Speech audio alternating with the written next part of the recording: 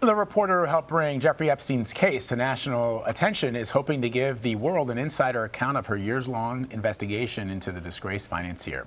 Perversion of Justice, a Jeffrey Epstein story, shares the narratives of alleged victims and looks to demonstrate what the author calls failures of the criminal justice system, especially when it comes to those with money and powerful connections. The new book builds on the groundbreaking reporting that Julie K. Brown did for the Miami Herald more than a decade after Epstein received the plea deal for charges of child sex trafficking. The charges could have landed him a life sentence in prison. Instead, his deal included serving a 13-month jail sentence and a requirement to register as a sex offender. And Julie K. Brown joins us now with more insight. As we mentioned, she's an investigative reporter for the Miami Herald. Julie, it's great to see you again. Thanks for joining us. Thank you. So, as you know, Ghislaine Maxwell, close associate and a former girlfriend, accompanier of Jeffrey Epstein, is facing trial on charges relating to the enticement of minors and child sex trafficking. We should point out that Maxwell has pleaded not guilty to these charges, but court documents in Maxwell's case were recently unsealed by a New York judge. What did we learn? Anything new? No, really, the information that's being released right now is information we've already obtained for the most part.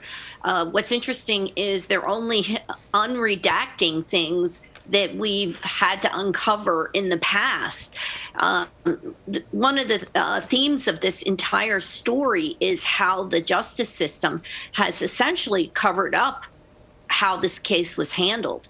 And the justice system, of course, includes the judicial system, which is the judges. And it's taken an awful long time to get the judges to so long, in fact, to get them to unseal these documents that by the time they're unsealed, we already know the information. So as we mentioned, you decided to revisit Epstein's case years after former Miami prosecutor Alex Acosta, who would later become former President Donald Trump's Secretary of Labor, approved a 2008 plea deal based on the unlikely success prosecutors felt they would have at trial. Why did you feel like this needed to be investigated further? Well, when I was doing my research, and I was thinking about doing a story about sex trafficking, and Jeffrey Epstein's name kept coming up. And the more I read, I was surprised to see that some key voices were not in any of these stories. Number one, the lead detective who investigated it had never spoken about the case.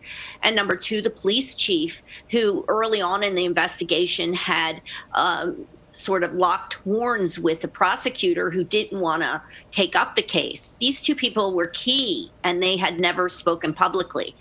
But more importantly, the voices of these victims had never been heard.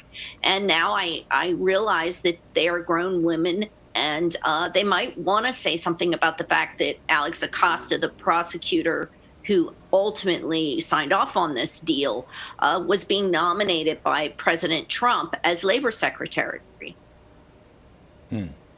So, Julie, let's talk about the victims, the alleged victims. You eventually identified some 80 of these alleged victims in your reporting, and you write about how criminal prosecutors in Epstein's case were, quote, excoriating his underage victims, and they were made out to feel like they weren't victims at all. Can you unwrap that for us and for our audience?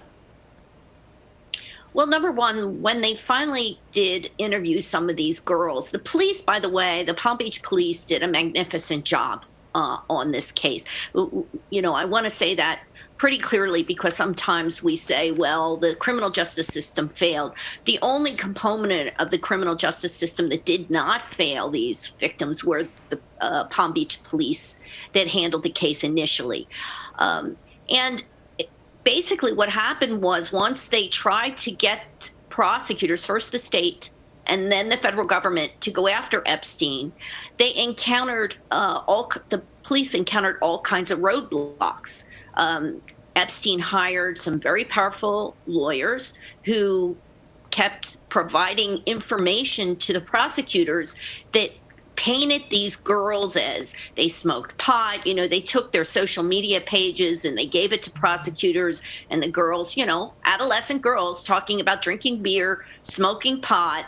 And essentially what Epstein's lawyers managed to do was to somehow convince prosecutors that these girls weren't credible based on the fact that they were typical young adolescent and teenage girls talking about things that we all do as teenagers.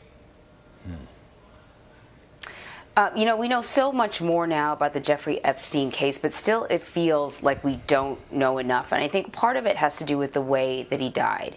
You have a chapter in your book, it's titled, Jeffrey Epstein Didn't Kill Himself. Is that a statement? Is that a question? What's your theory? Well, it's getting so much attention, maybe I should have asked it as a question. But, everybody always says, what do you think? Do you think he killed himself? Well, I just don't think that he did. And, that's how I feel. Now, I'm not saying I have any inside information. I didn't examine his body, but there are just too many coincidences that happened.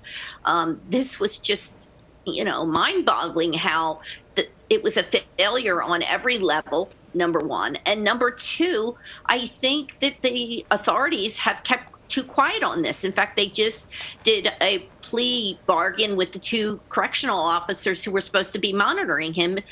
These two officers allegedly fell asleep or were playing video games when this happened. I mean, it's just it's too crazy. The two of them would have been asleep at the wheel at the same time.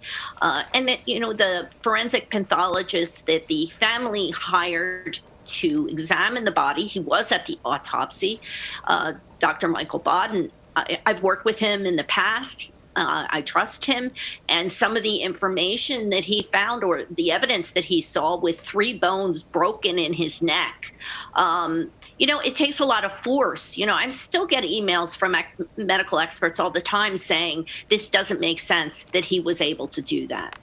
And compound that on the fact that this was a man that always felt he was above the law. He was in the very early stages of this. He really had only had, I think, 1 bail hearing.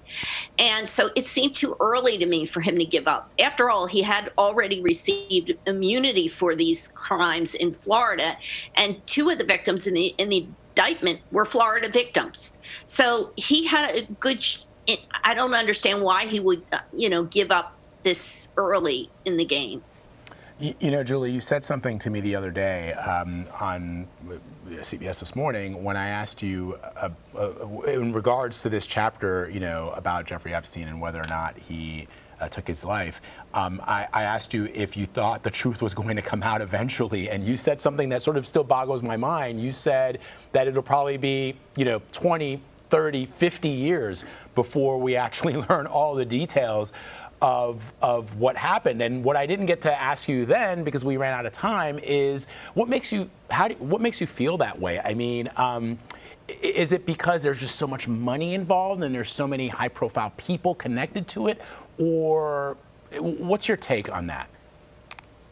Well, I just think about some of the cases that we're still talking about now, like the JFK assassination. I mean, there are still people examining every detail of that, and there's still a lot of information that has changed or new things that are uncovered. And, there's other cases like the John Benet Ramsey case. And this case, because it has all this, it has power and money and celebrity, and it just has a lot of different components to it, suicide now. I just think that people are going to probably be looking at this for a very long time to come. Wow, fascinating.